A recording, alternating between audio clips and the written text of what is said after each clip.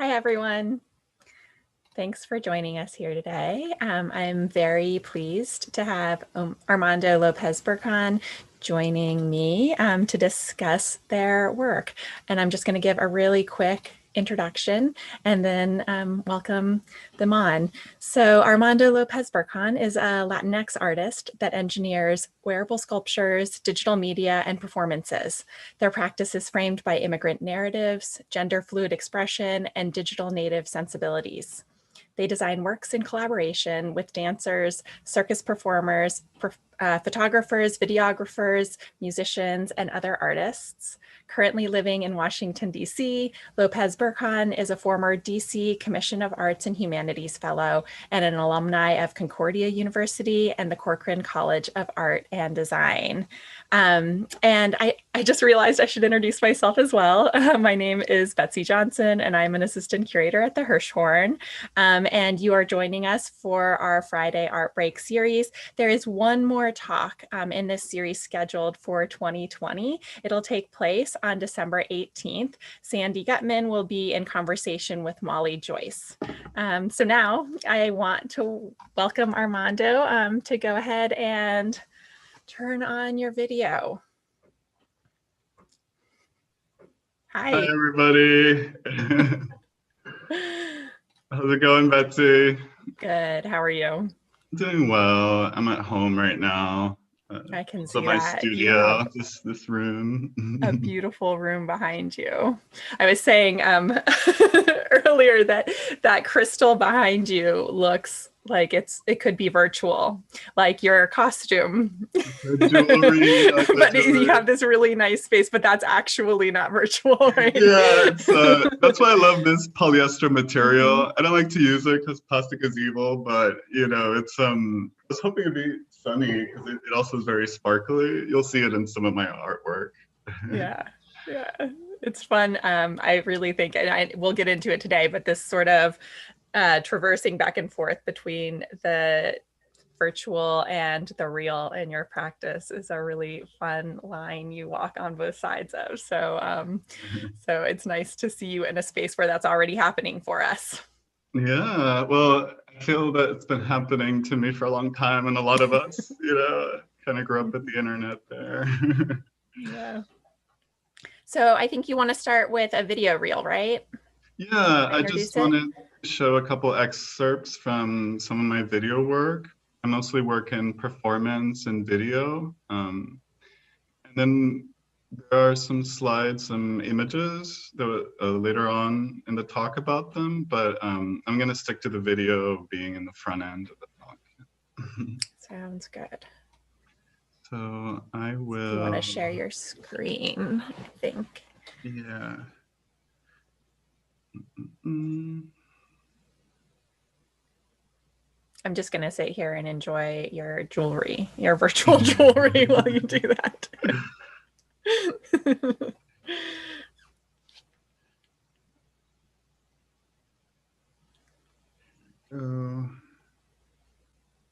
And you can see it, right? Yep, I can see it. Fair weather ahead, my friends. We've spent all this time spent. Gimmick the clean-cut best. I promise this isn't the end. Fair weather ahead. Happens that you've added one more to your collection, a very suitable one indeed. But don't forget three things. He's a female of the species, human, and maybe rather dangerous. Good night, Judith.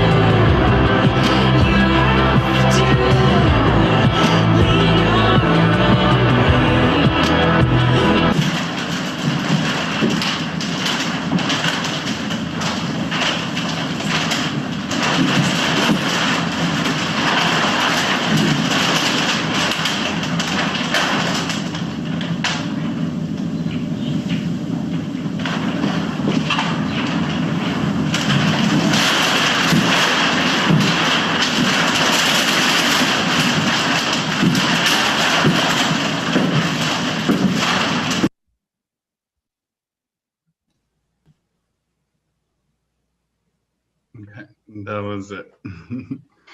That's great. So I feel like that was kind of works from throughout your career. When that last piece, is that an earlier work or is it fairly recent? It was very early work. It's sort of when I started finding my stride with art making. I had worked in art galleries as a teenager and went to art school, and that was sort of 2 years into school, I almost graduating. I had a very formative experience with an artist, David Page, who had this Where Start Occupy class, and that really kind of helped me understand that I could create wearables or sculpture that was for the body and kind of had a foot in like fashion or like costume, but was more sculpture than anything else. I'll share my screen to show some slides. Yeah, I think it's really one of the really interesting things that you're exploring is the costume as sculpture, and then now we're seeing you pull that. You seem to have started with actual three-dimensional work, and now you've pulled it into the virtual, like we're seeing you wear right now. But it is interesting to see somebody like Rebecca Horn as a touchstone for you. Yeah, so first it started just as a formal exploration of space. I grew up in the Caribbean, and sailing was something I did 3 to 4 times a week by myself. I saw a lot of the similarities of those kind of shapes and those experiences I had. I was also like very obsessed with like fashion as a teenager because of the internet, and this kind of inspiration led me to make this work, which is what we saw in that last video that I was saying was an early work. And so can you explain, I feel like there's some iconography here that it might make sense to introduce because the bird, the pájaro, is something that comes up quite frequently in your practice. Do you want to speak about that? Yeah, for sure. So the pájaro is actually it's something that they use to identify gay men in Dominican Republic. So this basically means it's the normal word for a bird, but it's just a way of like calling a derogatory identification for queerness. This also happens towards women or like trans people. Also, this term is used against, and it wasn't until like years after I made that wearable sculpture that I realized what I was doing. I've always made art from a therapeutic place, things that I wanted to express that I wasn't allowed, freedoms I had to exercise that I felt I didn't have. And I had a lot of policing and caused a lot of gender trouble growing up in Dominican Republic. You caused a lot of gender trouble? Well, I don't know how, because I was just kind of minding my own business, And people are like, you can't have long hair, you can't paint your nails, you can't wear makeup. I felt very unsafe also. They're very superficial things to me, but they're important to my identity. And, it's something as superficial and like mundane as makeup or some sort of femme presenting aesthetic could, put your life at risk in a place like that. Well, and you've spoken to me about how you grew up in a fairly small town, I believe, or small city.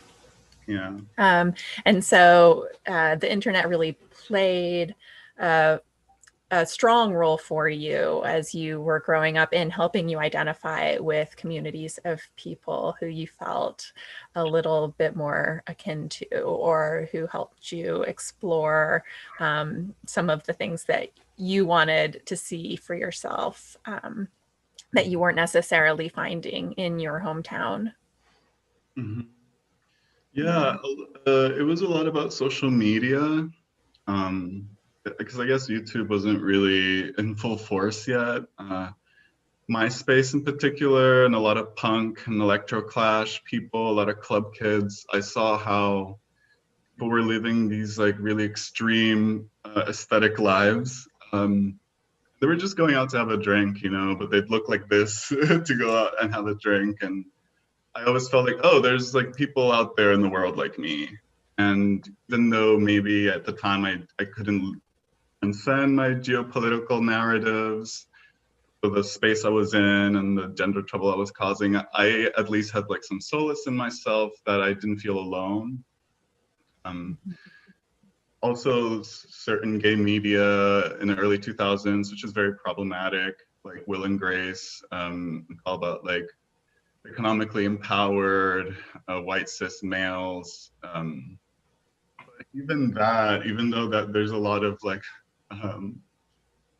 stuff wrong with that, it still showed me like gay people being normal in a way that I was like, oh, I don't have to live in the shadows. I don't have to, I don't know, it doesn't have to be this way. So then I suppose in some ways your art has become an extension of that in a lot of ways. You know, it's been a space for you to explore other ways of being and other ideas. And I think we see this in especially in this sculpture that we're looking at right now. In this adoption of the bird motif and a kind of reclamation of power in that symbol, right? Yeah, I was inspired by ACT UP in the early 90s and how they reclaimed the word queer academically, and then and queer again is like a cis male white term, but it's a touchstone, is like a thing that we can base other efforts on. And the way I think of it, even though I'm not able to live in Dominican Republic, I still contend with my identity as a first generation American. I mean, my parents and sibling still live there. And for me to be who I am now, to be a pájaro, to be here, to be an artist, is an extreme form of privilege. It's a privilege that I need to wield. That's why, for example, in this image, the pájaro, I made him out of kind of diamondy, you know, shiny jewel, like the wings and the, a lot of the people who are queer in Dominican Republic, those who have a lot of economic privilege, are able to kind of escape some of the worst parts of it, of like the oppression.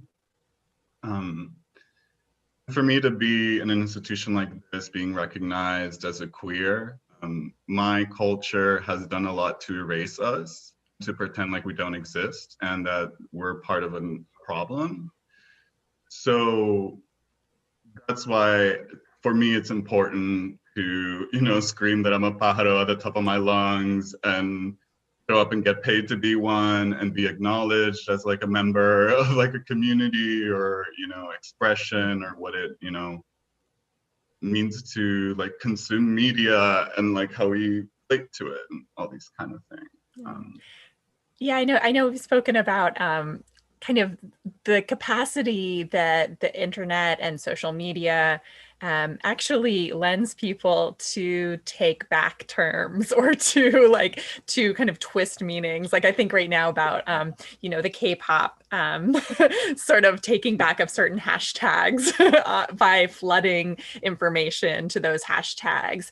And I think that, you know, you've done, in some ways your practice operates in a similar way. So you're flooding kind of the term pájaro that has been used in a derogatory manner, you're flooding it with different kinds of positive images on the internet, right?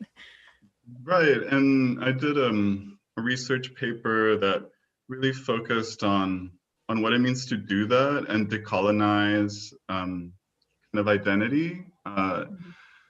So for me, I did this whole project because this issue of the pájaro is actually a colonial heritage.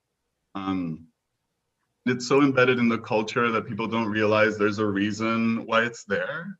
That's what I love about art, you know, like you dig deep enough and you're gonna start finding reasons.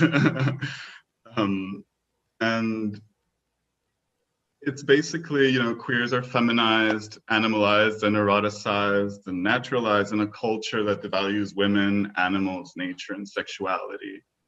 So for them to call me a bird is for me to not have human rights. And when you search on YouTube, for example, like pájaro dominicano, the first couple of videos are like actual endemic birds. And then there's like a comedy skit that's very homophobic. And then there's just some like strange like videos of like people recording trans people tricked by like a trans person or a gay person, and it's like that's all that exists. So like you also when the search comes up, then my video also comes up, you know, and it shows someone who is associating with globalization, someone who wants to be and feels part of that conversation. And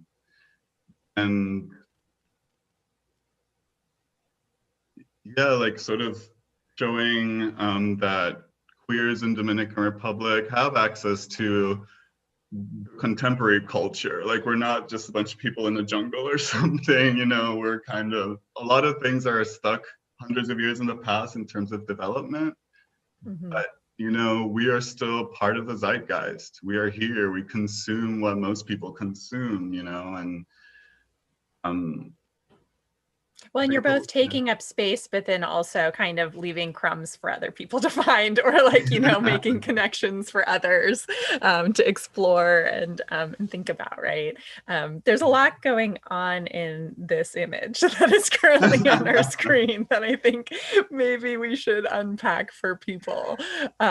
Starting perhaps with the title, Fem Nom Nom Nom. Do you want to talk about that? That's kind of a nice place to start, I think. Yeah. Well, maybe you should introduce what this video is, when it was made. Yeah, so this video,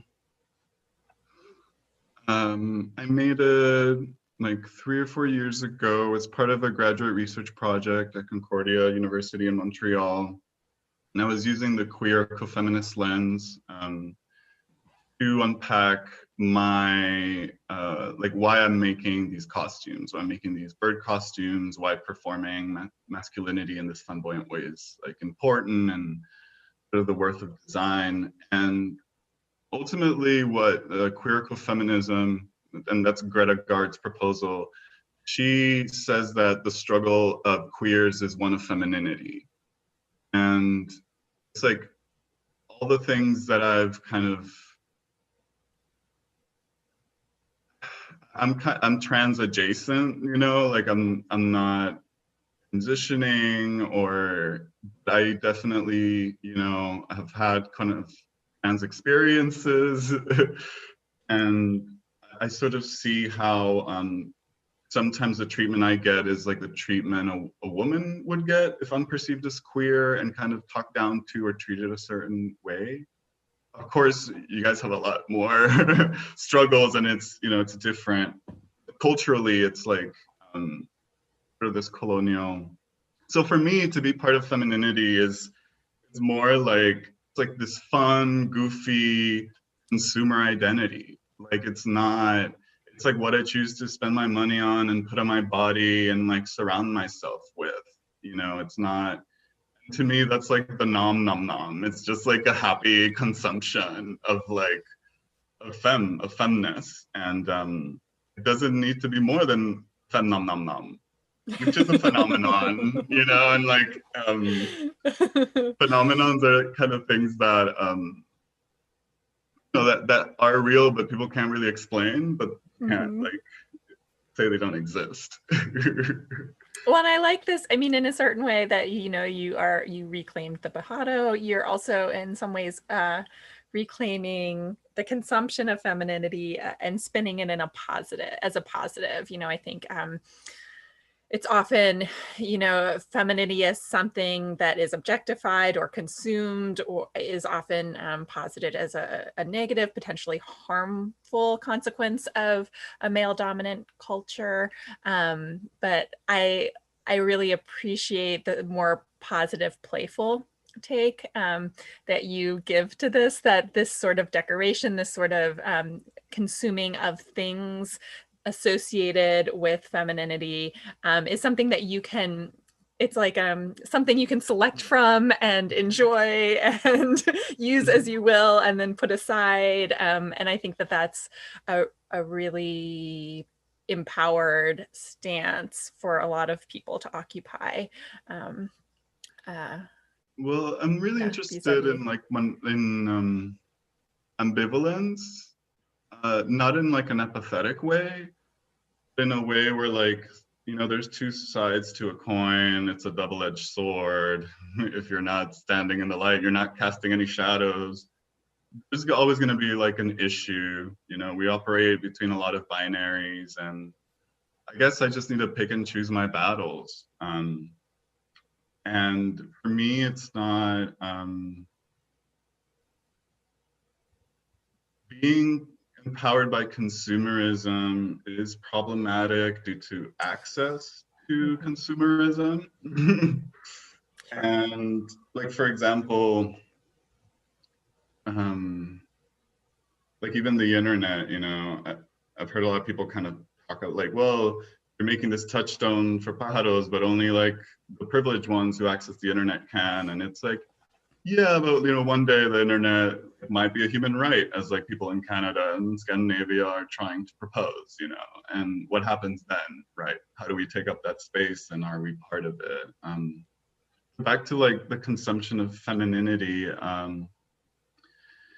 Yeah, I mean, I kind of got versed in femdom, like feminine dominatrix aesthetics, when I was like not even in puberty, because of video games I played, right? So like at age 10, I was Kitana, Princess of Edenia, and like, which is just this like hypersexualized bikini ninja babe, you know, with like fans and this hyper violent world. And I don't know, it was strange to be able to perform my like femness through a very problematic thing, which I still like. I'm into the aesthetics, you know, like the kind of bondagey, you know, fetishy kind of look.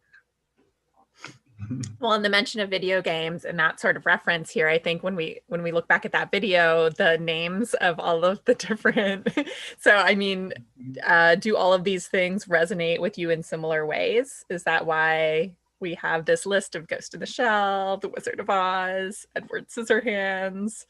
Are these all sort of foundational, I don't know, documents for you and for your practice and for your aesthetics? Or is there another reason for them here? Well, it was when I was thinking about, for this particular part of this video, I was thinking about work like Guillermo Gomez Peña thinks about work. So kind of creating tableaus, using cultural objects or icons that people already have reference for, and putting them together in a way that it's like these are all part of one identity. And like, you know, what does that mean for me to feel, you know, like an android who just wants to go home, is just this kind of like lonely creative person who has like the hand of a intergalactic female bounty hunter, and the like best piece of like a gender bending princess, you know, and then just the pants that Jennifer Lopez wore in this kind of like virtual reality detective thing of the cell. So like for me, there's a lot of it's about longing, it's about ambiguous femininity or empowered femininity, and also sort of really feeling connected to the digital world in terms of my identity.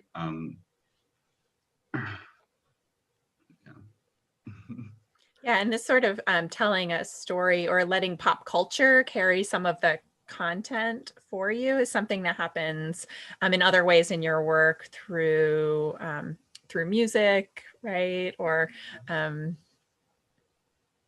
suppose, yeah, the use of dolls as well in your practice, I suppose, is another instance of that.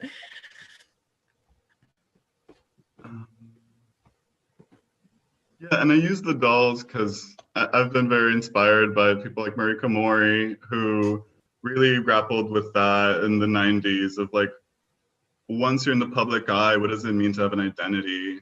And how that kind of like, you end up either like losing it because you have to like fabricate it in a way, and ultimately you objectify yourself to the point where you're trying to sell yourself off like a doll or something. But then again, the extreme playfulness of her kind of stance in embodying this, I think, is something that resonates through all of her work. Mm-hmm. And is something that seems to connect to yours as well.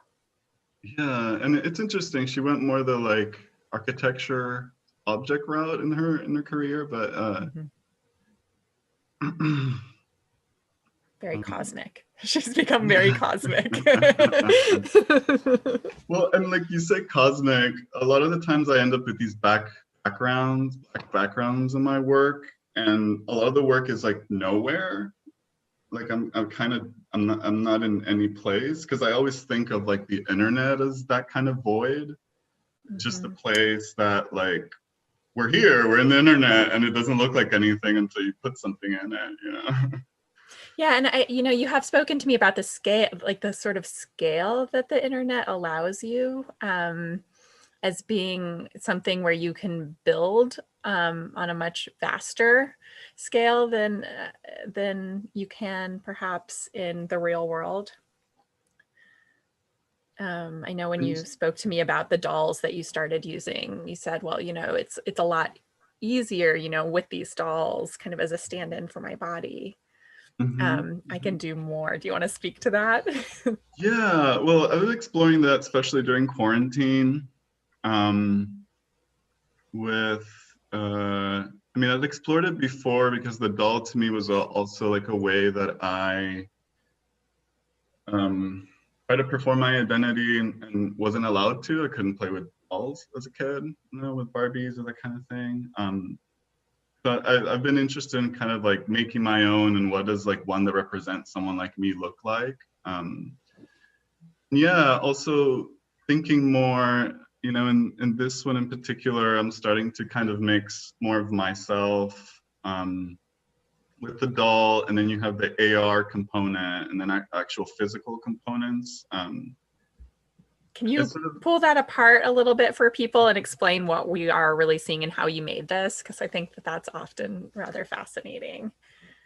Yeah, so it's an image of a doll, and then my face is inserted onto it with Photoshop. And there was this part that was photographed.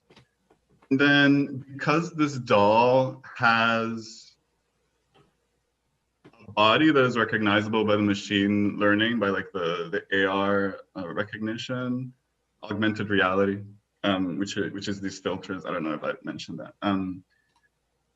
Because it has the recognizable body and a face, it thinks it's a person. So it actually attaches the femnom wearable that I made to it. Kind of like what you're wearing now, I suppose. Yeah, it does. Actually, let me see if it actually works on the. I have this guy over here. So I think you can see my video, right? Yes, although you're not large right now because we have your screen sharing. I wonder if you stop sharing your screen for a second. Yeah. And then let me just pick the right outfit for it, because it needs one that will be recognized by a body. So let's do this one.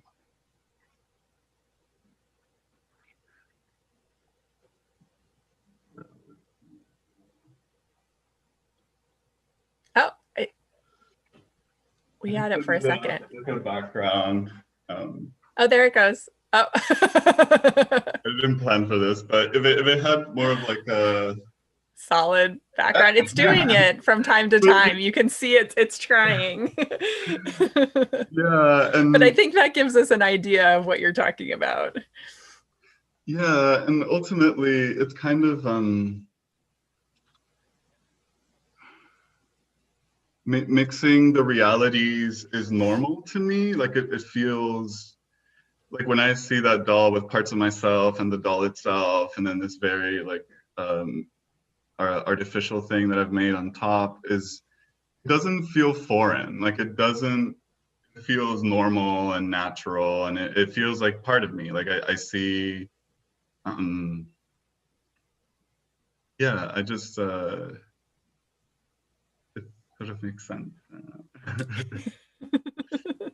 Can you talk about the dolls, where you sourced them from? I found this fascinating. Yeah, so the dolls are actually, they are mass produced in China. And then I made the head, I made a little cast so I could just have like a head with nothing on it. They're super ripped, super masculine dolls made for guys who like to like collect 12-inch military figures. Like all these hands are made to hold guns and stuff. And they're marketed at guys who are collectors of the stuff and like to like dress them and set up little scenes. And to me, just, I don't know, taking this mass-produced, hyper-masculine thing and making it as femme as possible is also sort of like a reclaiming of this culture that the masculine culture I was born into, have no kind of like choice but to be a part of or partake, or I don't know. It's, or I do have a choice, I just, but now you're giving it, you know, some heels often, or like, you know, fancy AR costumes that move with it. And there's actually you're freeing it up. Yeah, and there's history too. In Victorian times, they used to use dolls to teach kids about like social and cultural norms. So they would sell dolls with like funeral kits so the kids could set up a funeral. That was like important to know how to do. I don't know. It's like so dolls as a way of mediating identities, of like informing identities through media. That's what that means. I mean, it is interesting to think of the function of play. I remember reading an essay once that was discussing play, like the way kids play, and that they're often actually playing at what adults considered work. You know, there's this great pleasure that they find in things that become very mundane for us as we get older, but because they're experiences they haven't had yet, or things they don't get to do on a regular basis. But I think, you know, there is that sort of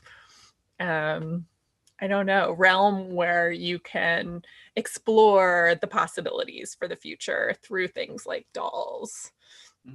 And it can be a teaching realm as well as, you know, a creative realm if you let it be.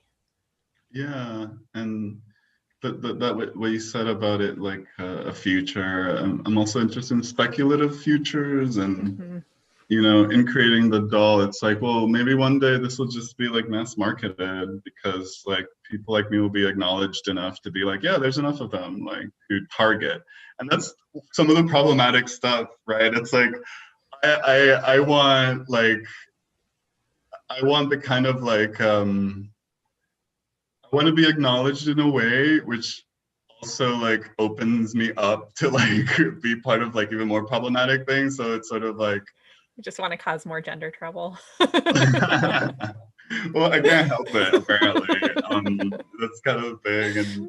But it's like all the, like even this augmented reality lens stuff, this stuff is developed for surveillance. Like, you know, like other countries use this technology to like know when someone, like crosses the street on a red light and like give them a ticket, like a crosswalk, you know, and or to like know where people are on the street at any moment. And I understand. Well, and social media being used in those ways too. I mean, we've all heard the stories about places where people get like social scores that they have based on the way that they're seen to move through society based on such surveillance tactics.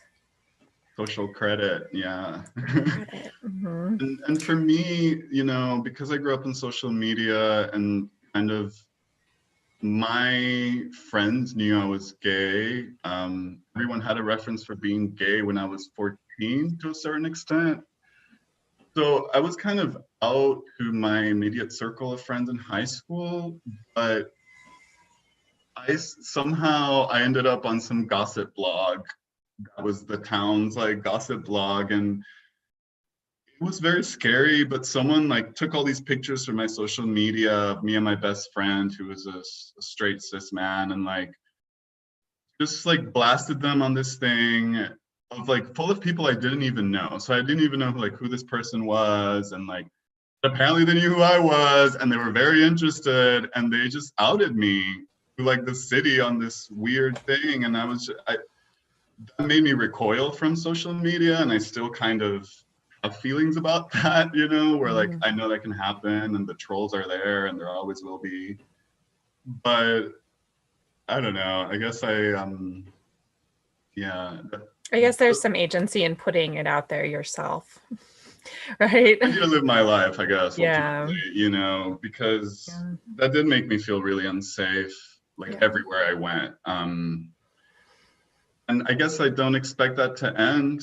You know, 7 years ago too, when I was doing stuff here in DC and I started getting a little press, people also started coming for me, you know. It's like, I have this great article which is like, DC infrastructure crumbles as we subsidize hot pants. Those are my hot pants he was talking about.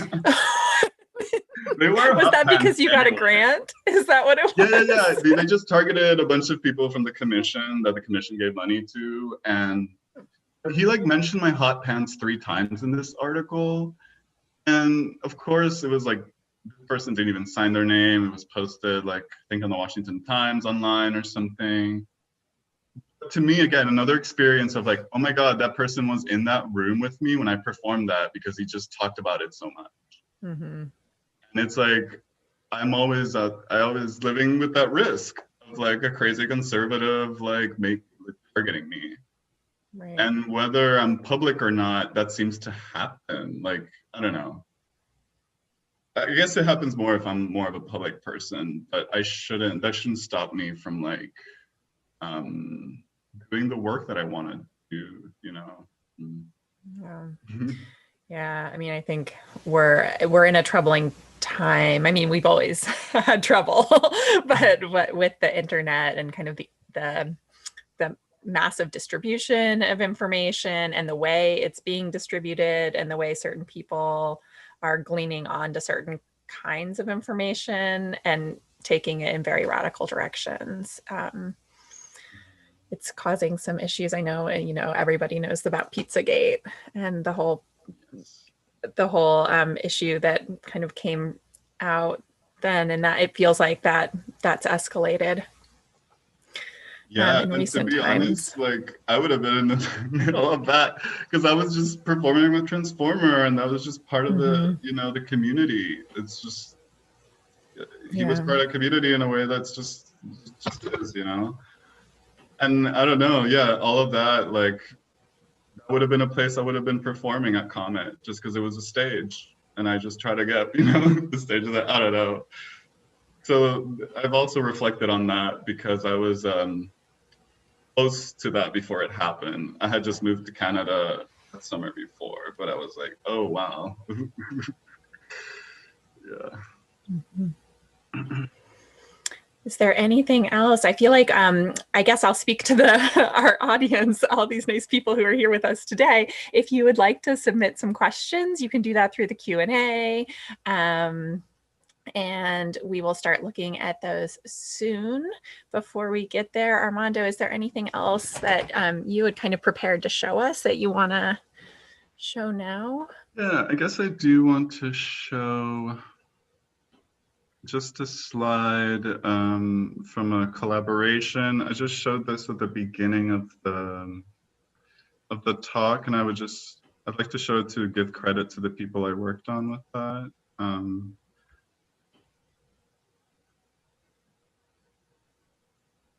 This is my most recent work. I was trying out my Newscaster Fantasy. I love that bubble suit. Yeah, that was my solution to the pandemic. We should just start pushing up jellyfish and 3D printing these outfits. Am I right? I think it's a great idea. You know, it's not far off from what the Flaming Lips are doing right now with their bubble concert that they're launching, putting everybody in an individual bubble. Ooh.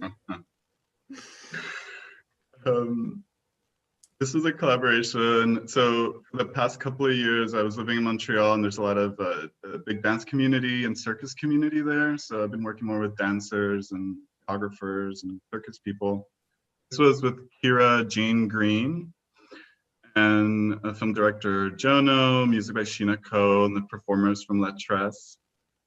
It was an amazing experience. I did all the outfits and the concept design for it. It's very kind of abstract, male versus female.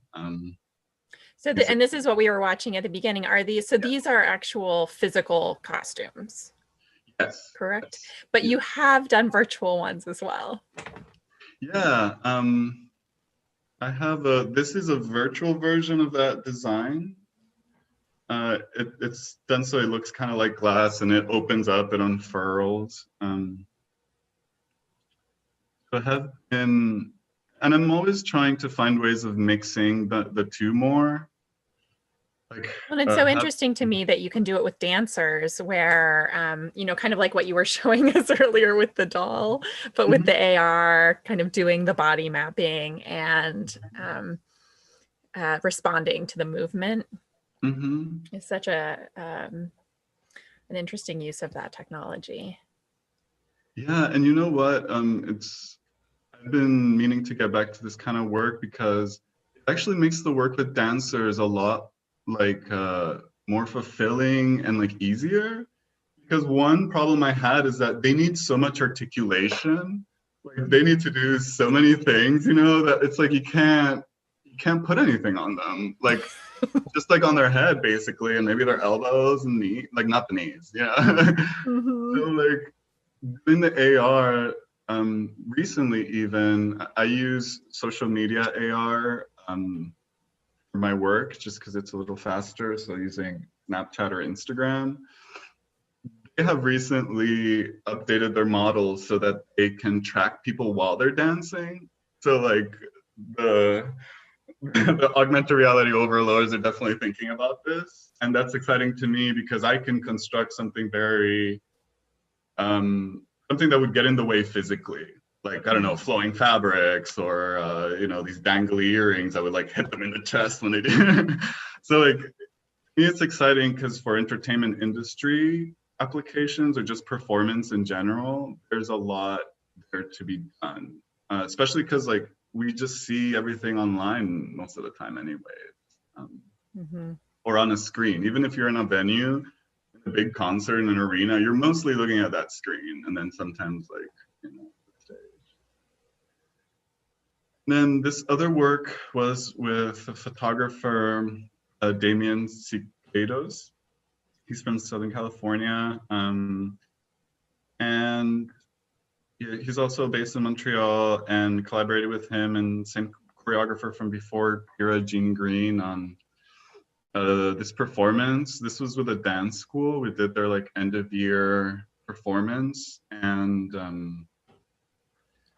this was based on some designs of like Blizzard covers that were made, I think, in the,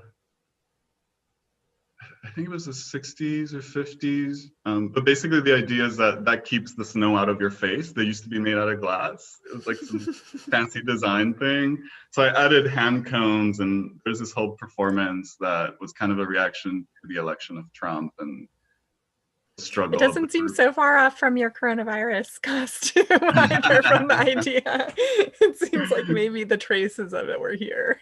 Yeah.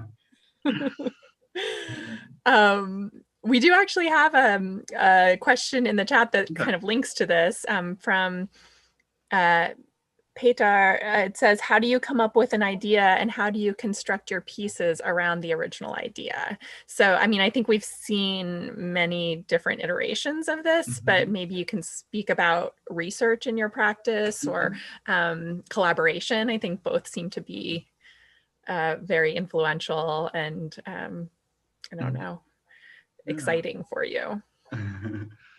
Well, the first, I guess, most intuitive one is like when I just make stuff because I have an urge to, like, oh, like sometimes I'll make music that is for therapeutic purposes, personal music, and that kind of shows me what I'm thinking about and what it's kind of like a reflection. I get to kind of observe what I just made, and that leads me to stuff. So it's like, okay, now this music, this story needs looks. Okay, so now I need to make 3 looks, one for each verse, and then one for the chorus and one for the bridge. And then I have like a structure, and now my video has a timeline too. So it's like, okay, 3 minutes, and then the music kind of dictates sections. So that's the way I also like to build performance. Start with the music. It just helps you structure what you want, and it's such a big part of the feeling also. Another way of working is project-based, whether it's with another artist or you have a grant in mind or a performance or residency or something. I always, well, so far, like I like to make new work, which is not the most sustainable thing, but whenever there's a prompt, I try to make new work for it. So I kind of, spend a month or two not leaving my house. What do you mean by a prompt? Just like something that catches your eye? Yeah, well, like the theme of the show, for example. So for Transformer this summer, they had a Fluxus sea theme. So the theme of the sea, but also Fluxus art practice. And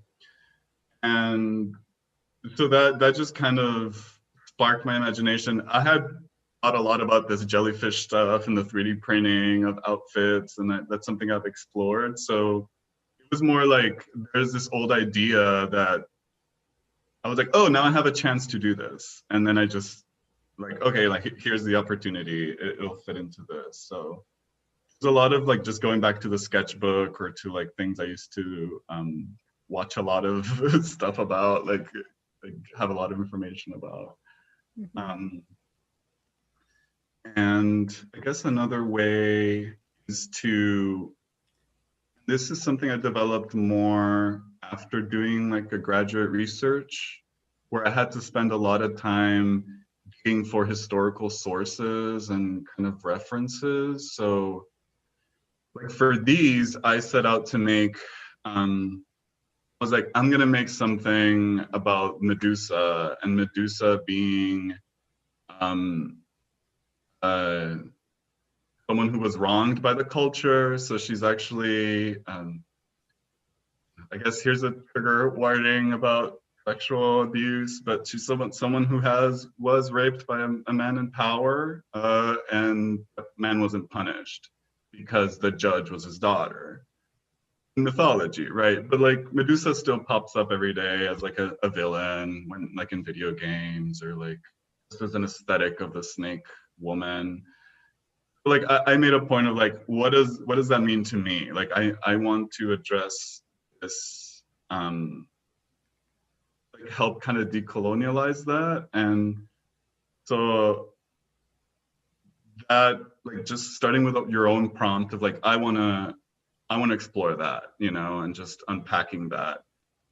For me, you know, it quickly turned into drag, angry drag, and like haute couture. So like Versace uses the Medusa head, so using some of Versace's like iconography, like the ring, the gold chains, and Medusa as sort of being someone. And when you start reading about psychological profiles, and I have family, well, anyway, it's just way Medusa acts is actually the way a person who's been wronged in that way does. It's, she never kind of has her empowerment or her redemption. She's just a monster who's sacrificed and is like a victim of like a system of power that is cultural. And I just say, I think that's important too, because, you know, every fantasy game has a Medusa enemy. Most of them do. And I don't know, I guess I like to question, like, why is that person a villain? Like, why, you know, why is she angry? Because she has a reason. Most people do, you know. The same with this image.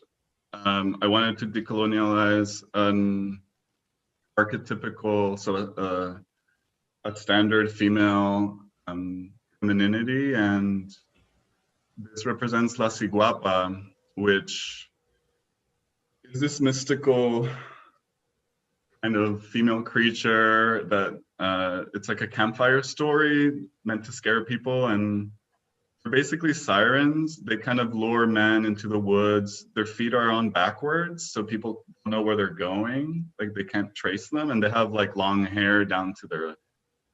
And the Ciguapa is like this monstrous thing in our culture. And I heard that campfire story.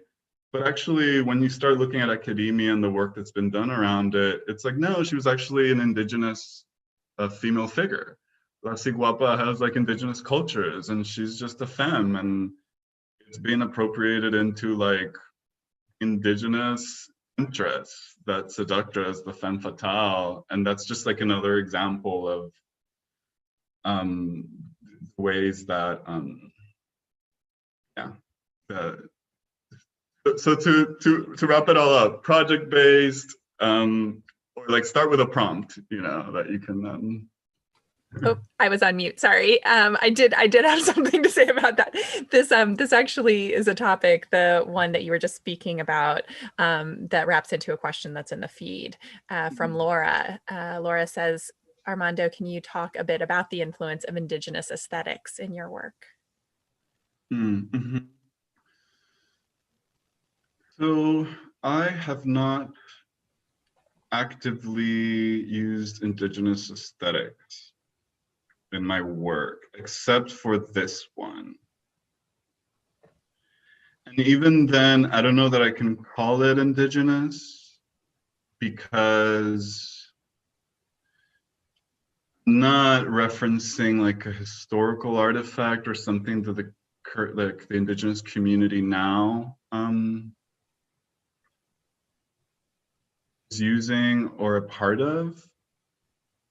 In Dominican Republic, I know there's more of a Taino community in Puerto Rico and in other parts of the Caribbean, but I'm not aware of those communities in Dominican Republic, unless it's very rural and almost like, you know, you might know, you know, somebody's auntie that like buries that rock with her crops, because that's just this old tradition that's been passed down, or so. I don't know. It's a culture that disappeared in large part because of colonialism.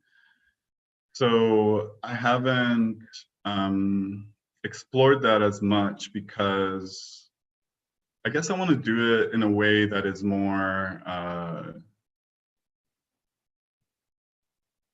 like appropriate and respectful. That would have to be something I collaborate with someone who's part of that community on, because there are symbols and there are structures, there are like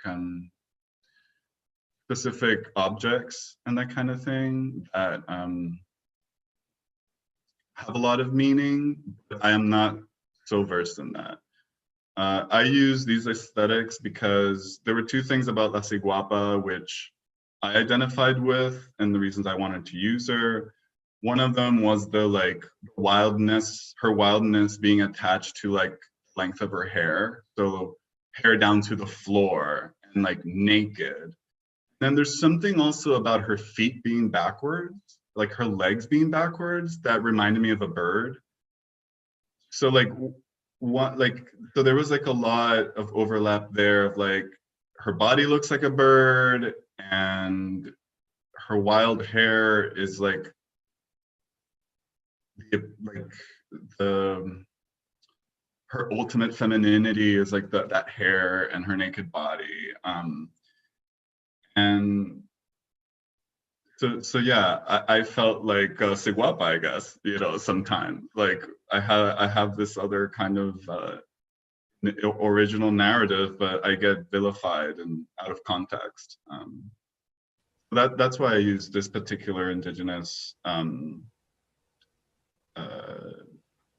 like myth, because I'm also interested in sort of thinking as like the Fen Nom Nom Nom or the Fae or like the Siguapa as like icons and just images that could be like redone and updated and used in like personal spiritual practice. Yeah. So. Yeah. There is another question. Actually, we have a few more here about your audience and the sort of participation your audience is allowed when you're in physical versus virtual space. Douglas has asked, with the virtual forms, you are not restricted by the limits of material, but your audience seems like they are more passive. The screen mediates the experience. With material, you are limited by the attributes of the material, but as the performer, you do actually occupy the physical space of the audience. Do you think the impact on your audience is the same, whether virtual or physical?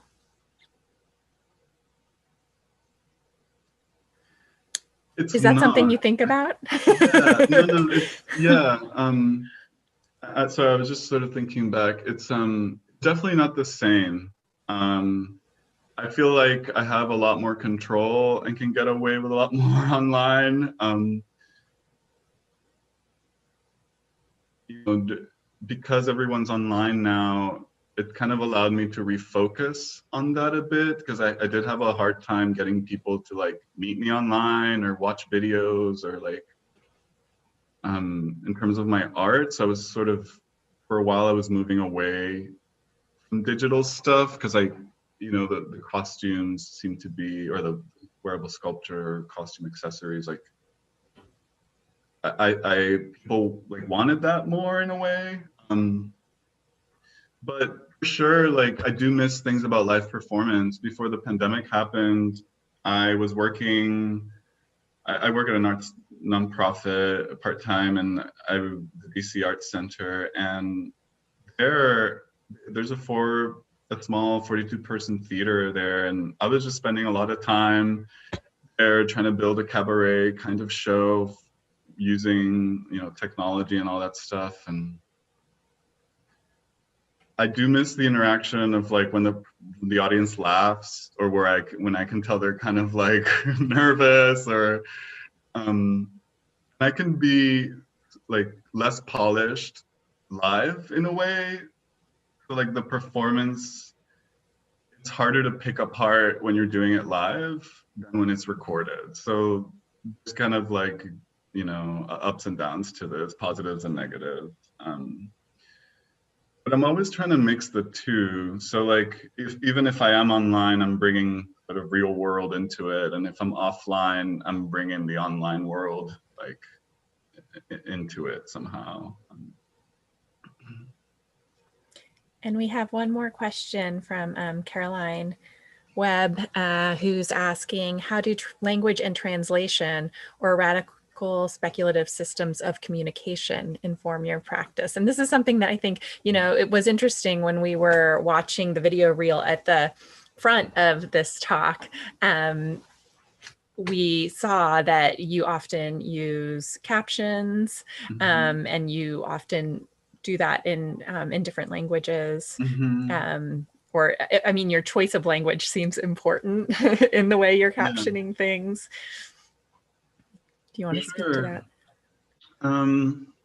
something I struggle with, and I guess it's part of being like first generation. I speak Spanish to my parents and all my immediate family. I'm kind of the black sheep in that regard, where I live my life in English most of the time.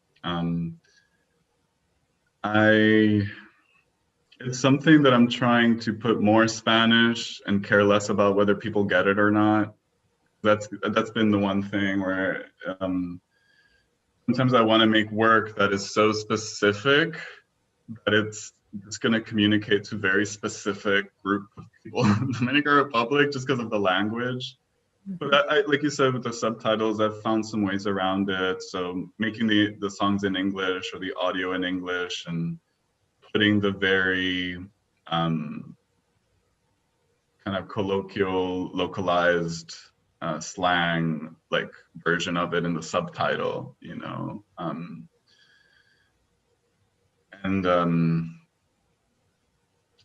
I guess more and more I'm thinking I can do both at once. And I've been recently experimenting with like having one line in a song be English and the other one be Spanish. But they're not the same line.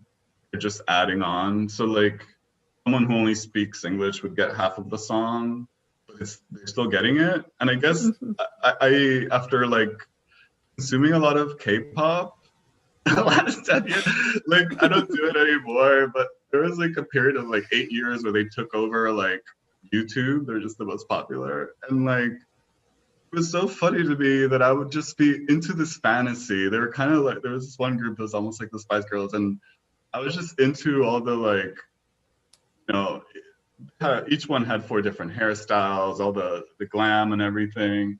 They would just throw one like English word in there. They're singing full on Korean, and then they say like, "Baby, I miss you." And like, I don't need more than that. I get it. I get the fantasy. I get what's going on. I'll like go look for the translation just to like make sure what's going on. But you don't really need a lot more than like a couple of context words. So I'm exploring that. Like, how do I deliver something that I expect most people to only get some half of it of, if anything? So yeah. Yeah, and we actually have one comment from Elliot. Hi, Elliot. And Elliot says, not really a question, but I was just reading Glitch Feminism by Legacy Russell, and it shows how important the glitch between online and away from the keyboard is to the queer community, and the glitch that is non-binary identity, and much more, but I see it strongly in this work. So I think we all have a reading recommendation here, Glitch Feminism. Yeah. Thanks to Elliot. And I don't know, Armando, do you want to say anything else to wrap this up? I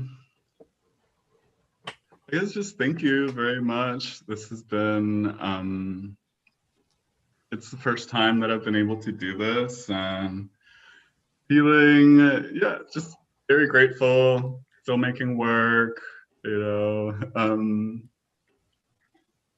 Yes, you could see more of my work on my website, ArmandoLopez-Bircann.com. And yeah, I guess I'll see you guys online.